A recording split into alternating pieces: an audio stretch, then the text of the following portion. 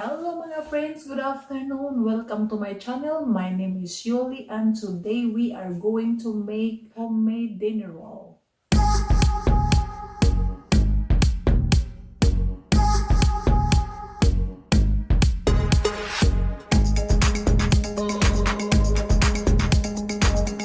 Here is our ingredients for today. For our dinner roll is 3 cups of flour, 1 cup of milk, we have 1 stick of butter, 1 egg, 1 teaspoon salt, 2.5 teaspoon of dry yeast, and we have 1/2 cup of sugar. Okay, these are all our ingredients for our dinner roll today.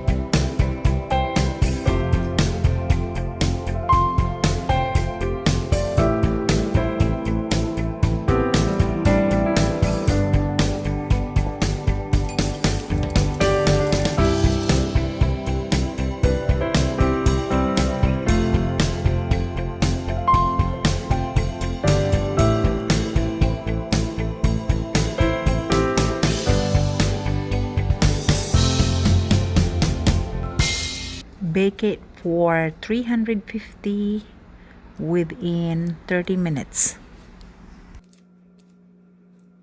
Stand our bread. Now let's taste it with our coffee. And chocolate and salabat.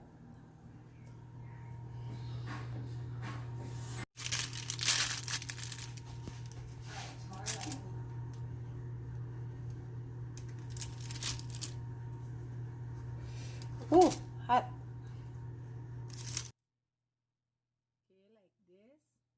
Okay, try on now. Okay. How's gonna?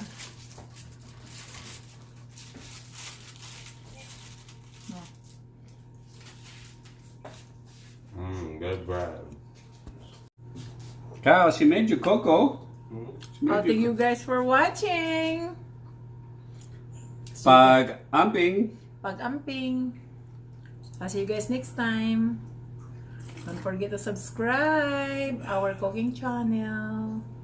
Very good. Give you guys some kind of tips for our good bread tonight. Again, this is being Yuli. Thank you for watching. Bye. Yeah. Get your salabat. I'm tired. Kyle. Are we going to the... Yeah, we are.